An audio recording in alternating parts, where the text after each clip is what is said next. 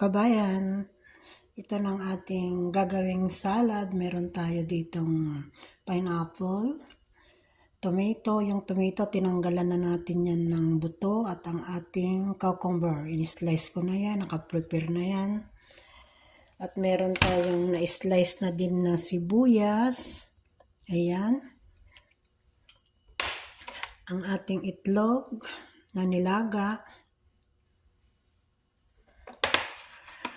Mayonnaise at ang ating paminta. Maglalagay din tayo ng kaprasong asin. Una, maglalagay na tayo ng asin. Depende sa inyo kung gaano kaalat ang gusto nyo. Konti lang ako maglagay ng asin. Lalagay natin tong ating chop na sibuyas. Ayan. Gabi natin ginagawa to kasi nagpapahinga ng ating alaga.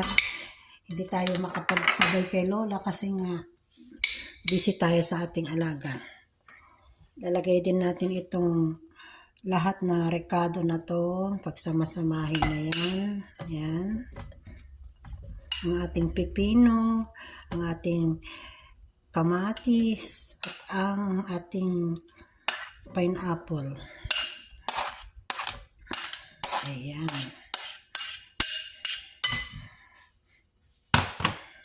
Sunod natin ilagay itong ating paminta.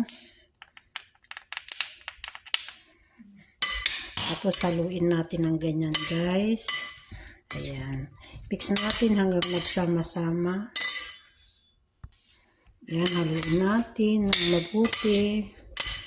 Ganyan. Ito, kakainin na natin ito ng 2 araw. Ganito lang ang kinakain natin kasi naglilinis tayo ng ating mga problema sa tiyan. Kaya kailangan tiis-tiis muna, bawal muna mga mamantika dyan. Salad-salad muna tayo, kabayan. Lalagay din natin ang ating mayo. Ayan.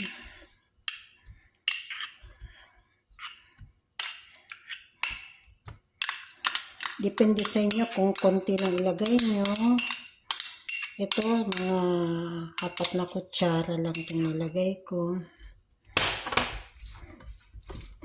May lumasa lang konti.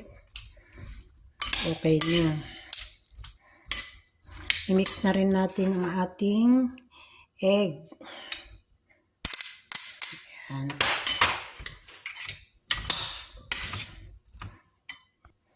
Ayan, nahalo na natin. Optional lang naman kung yung may gusto ng chicken, fried chicken, i-cut nyo ng square o yung maliliit lang na hiwa.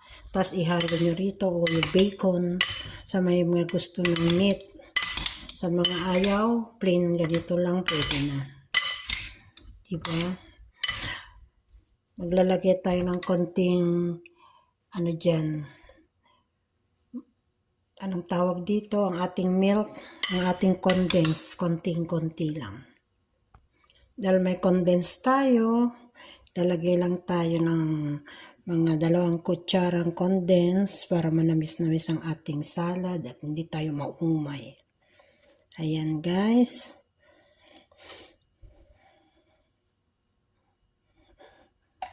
Ayan.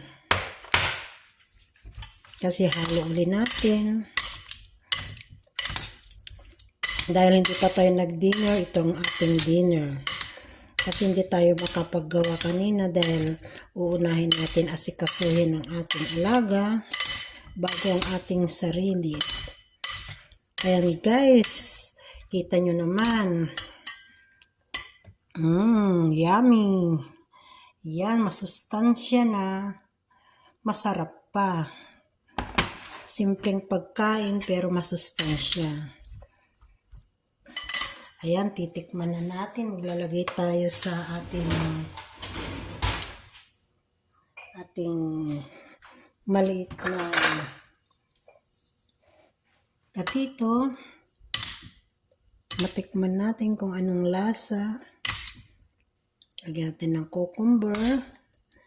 Ayan, mayroon nating pineapple at ang ating egg at tomato. Ayan na siya guys.